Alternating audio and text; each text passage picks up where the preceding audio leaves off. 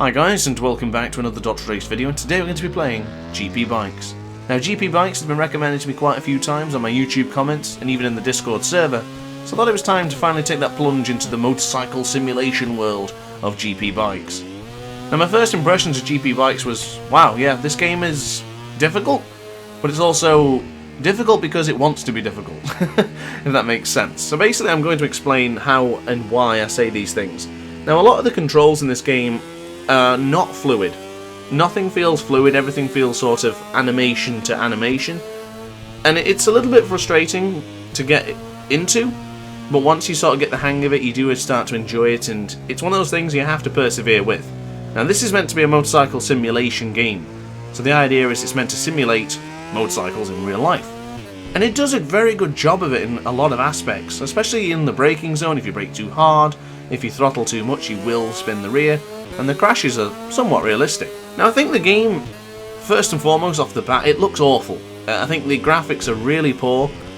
There's literally nothing around the track that makes it look interesting, and the tracks are very inaccurate. They're close, but inaccurate, I would say. Now this is not a negative part in the sense of bin this game immediately and don't touch it again. That's the wrong attitude I'm trying to push forward. What I'm trying to push forward is that this game does not care about the outside aspect. This is all about what's under that motorcycle, what's under that chassis, what's inside, and how will this controller react to your inputs. So it's very much motorcycle based, and the rest is an afterthought. And you know what? I didn't notice it too much when I was racing. It did feel a bit bland, but at the same time, I just appreciated what the bikes could do and how they've sort of tweaked the settings and the setup to make the bikes feel real. Now the first thing I noticed when I jumped on these bikes is, my goodness, they feel heavy. And so they should. They feel extremely heavy, and the difficulty of using the controls, etc., can be tweaked to your liking. So this game is very hard. Of course it will be, it's a simulation game. But at the very same time, you have all the ability to tweak the settings to how you want it. Now I did find with this MotoGP mod that I'm currently using that I couldn't have many assists on. It wanted you only have a few assists on, and that was it. So this was a complete manual gearing, and every other setting was sort of turned off. But I think when a lot of people see these games like this, and especially for myself, I looked at it and just thought it looks ugly, and I probably won't play it. But I'm glad I have tried it. It is enjoyable, but the demo is obviously where you want to be starting. Of course, if you don't start at the demo and you plunge straight into the money's worth and pay 24 euros or whatever it is, then I think you're going to be disappointed. But if you play the demo and give it a chance and really appreciate how the bike reacts and how you can manipulate the controls, you're going to have a good time. At least that's what I did. Now when I first started this, I couldn't complete more than 2 laps in a row, maybe not even 1 lap in a row. I could complete the lap and then I would crash into turn 1. And something was frustrating but so rewarding and kept me coming back. It compelled me to keep learning this game. And as I go on and my performance and how I improved, it was extremely rewarding and I really enjoyed it. It's a very interesting experience for me because as someone who plays a hell of a lot of Ride 4, yesterday was my 100th video on Ride 4 and I continue to play that with over 155 hours. But when I jumped on it yesterday after playing GP Bikes, I couldn't help to notice how light and how generous the game was compared to this somewhat unforgiving game. But I find it the same as like I did with Ride 4. A lot of people, when they come to Ride 4, find it difficult to adapt. I'm having the same instance here. I'm just simply adapting to the game. Now that is not a knock on the game, and I've seen a review a long time ago saying that this game is too hard for its own good. I think that's completely inaccurate. I think that's unfair. I think this game is hard. It's fair in the sense of that if you push too hard, it's your fault. You made that mistake and that's why you didn't do well. Now a lot of games like, oh, as we go a little bit wide there. Now games like Dark Souls, for example, the game is hard because it's meant to be hard. But if you die, that's because you made a mistake. The game does not cheese you, the game does not cheat you, and neither does GP Bikes. I think GP Bikes is pretty interesting. I would definitely check it out if you have the time, and if you have a decent PC. I don't think it takes a too impressive PC to run this game. I have a very, very good PC, so it's not really a problem for me. But I can honestly say I'm compelled to continue learning on this game. Now for the game itself, it's very Very bland because, of course, you only have a few bikes, a few testing, and the rest of the racing is online. I would love to see some AI, so I could maybe learn against the AI and learn how they brake and attacking them. But I mentioned earlier about the tracks, I believe, that I do find them very inaccurate, especially this track, because when I started learning this, I was sticking to all of the braking zones that I'm accustomed with. So you're going to see here, coming into the Stoner corner, and right left for turn 4, and then for turn 4, coming on the right-hander here, Honda, it's so early compared to the real life. It's gone a bit longer than that. So it caught me off guard a couple of times. But honestly, my review so far, my first impressions of this game, is really good. I am still enjoying it. I'm glad I paid the £20 or £24, whatever it was when I paid for it. But I do think there's a lot to be desired, and I think you have to go in this with an open mind. We will take a look at all the settings and the garage in a moment's time. Well, maybe when I crash, we'll have a check, which is probably going to be any time soon, as we go too wide and brake. Slam. So here we are into the garage. It tells you a little bit about the Victoria circuit, of course being a knockoff Phillip Island. And as you can see here, this is just the garage with the general settings, and the absolute amount of stuff that you can change, from tyres to asymmetric tyres to normal tyres to medium tyres to softs to rain tyres. Change your brakes, your discs, your master cylinders. The list goes on. And it's quite impressive how much stuff is in this game. Now, I'm not a bike genius or a technician, so I don't know everything, but I'm keen to try everything out to see what happens, and I'm very keen to see what I can create here, and with the help of others, perhaps, you can teach me to use the best setups.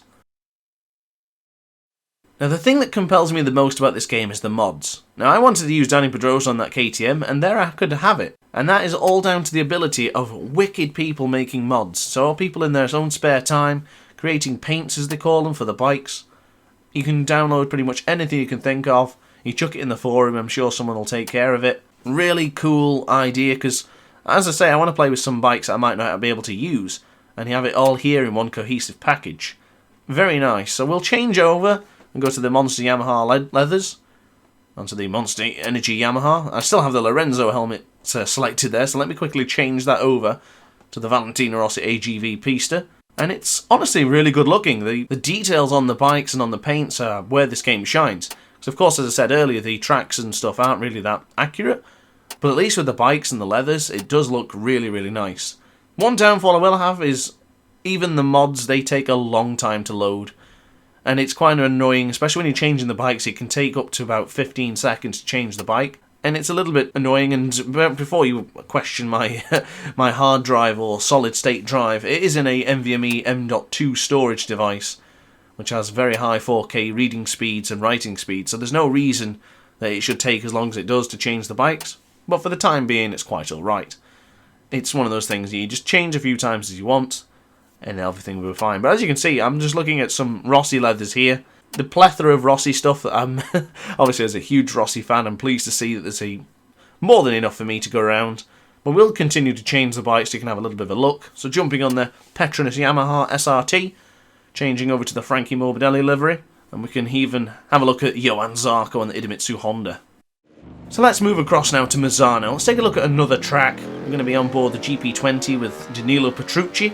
And I want to mention something I didn't touch base upon earlier, is that the mods are somewhat easy to use, but also somewhat difficult. Now, the forum for the game isn't up to date often, and it's not the easiest to navigate, to be honest with you. There's no like friendly instructions. You have to figure out most of it yourself. And I did find that I had a lot of problems getting these mods to work, and it was simply a case of I had to download something else, and I had to download another thing, and I had to download the stands and the tyres for the bike to actually show. And this took me quite a while to figure out, because I was looking through all the forums, figuring out what on earth I'm doing wrong. And everyone was like, well, you just need to change this, you need to change that. And ultimately, I couldn't find it easily. But we fixed it in the end, so it's not a problem. As I say, this is just my first impressions anyway. This is not so much a full review. So if you do want to know more information, let me know in the comment section down below, and I'll be sure to give you my feedback. But honestly, I'm still enjoying this game very much. I do really love using the bikes and the feelings of them. I do think the animations are a bit off. Like, they can look really unorthodox sometimes. Even when you push an analog stick to where you think it should be fine, the animation still looks a bit janky. But I'm sure there's probably ways to fix that and to make this fluent. So we'll see how it goes, but I am very eager to see, because this is just my early couple of base games footage, so I'm just really excited to see what we can do with this game and see how I can continue to improve, because I've still got a lot of improvement to do. You know, I'm nowhere near good enough yet to compete online, so I'll continue to play this game and see how it goes. But as I say, guys, let me know in the comment section down below if you want to see more of this game. And yeah, that is an annoying bug. Putting the left leg out for a right-hander. Hopefully that gets fixed at some point. So talking about the mods from earlier, I am super excited to try the rest of the mods out, because there is World Superbike mods, Classic Superbike, Classic MotoGP, a plethora of tracks that you just... wow, there's just so many tracks to download and try out. I can't imagine they're going to be perfectly accurate, but if they're somewhat similar to what we have already, it should be really good. And of course I haven't mentioned, but I will mention, all the graphical glitches on the game. Now I don't know if everyone has these issues, but I do get quite a few graphical glitches along the way. Probably something to do with the mods and how they're installed perhaps, or just something in the game files that aren't correct. Well, hopefully I can fix that, or if you guys know in the comment section how to fix that, let me know. But the mods I'm really looking forward to delving in and just trying, because now I think I've pretty much got everything I need to. I downloaded every tyre and pretty much every stand in this game, so whatever bike I should download now, it should probably work. Well, fingers crossed at least, because I don't want to be spending all day again trying to get these bikes to work again. But I will say, I would recommend this game. I would definitely plunge the 20 quid if you're going to be passionate about it and you're going to really try it, but definitely download the demo at the least. I think every company that chucks out a demo is owed that much to download it just to give it a try. You do get the 600cc bikes to contend with in Victoria Circuit, of course Phillip Island to you and I. But if you want to try it, go ahead and check out the website. The links are down in the description below. Now, you don't necessarily need a demanding PC to run this game, but check the specs nonetheless, because it is on the page and you can check everything out there. But if you're looking into joining the community to potentially do your own paints, everything is there for you to make. Everything is, it's pretty much free run. So basically, the way I would look at this game is I would look at it as an open source game, so you can chuck in whatever you like and you can change whatever you want. The main core mechanics of the bikes, oh, he's almost lost the front there and just braked way too hard. But even then, for that braking, that was not hard braking. So if that was Ride 4, you're talking like full brake, pushing forward on the analog stick, and you'll probably get that out of shape. But here was just maybe half left trigger. You have to be very careful on these bikes, but I'm getting the hang of it as we go along. I still think it looks really, really ugly. And the thing I always thrived on Ride 4, MotoGP, etc. is how fluid it looks. Like, you can change the direction, you can flick it left, you can flick it right, and it looks smooth. Here it's so janky, so I need to figure out how to get that looking smoother. But we will figure all this out. I'm very excited to see what I can do on this game. I really hope you enjoyed looking at this GP Bikes. Let me know if you do end up downloading it, or if you want to see more of this content. I will be spending more time with this game because I am enjoying it quite a lot. I'm glad I picked it up. I'm glad people recommended it. I'm glad I've experienced it. It's certainly an experience I've not had before. Can't wait to download some more mods, download some of the super bikes, some of the classic bikes, even some of the mini motos to see how it goes. So upon that note, guys, thank you very much for watching. I hope you enjoyed. If you did, please like, comment and subscribe. It helps the channel out quite a lot. And hit the notification bell to be alerted to every single DrAce upload. Thank you very much for watching, and I will see you next time. Ciao for now. Oh hi! Didn't quite see you there. Good to see you're still here. If this video didn't quite set your appetite, then why not watch some more DrAce content by clicking the video shown on screen now. Furthermore, if you would like to follow me on social media, you can do so now, with the links down in the description. Consider subscribing so you don't miss a single DrAce video.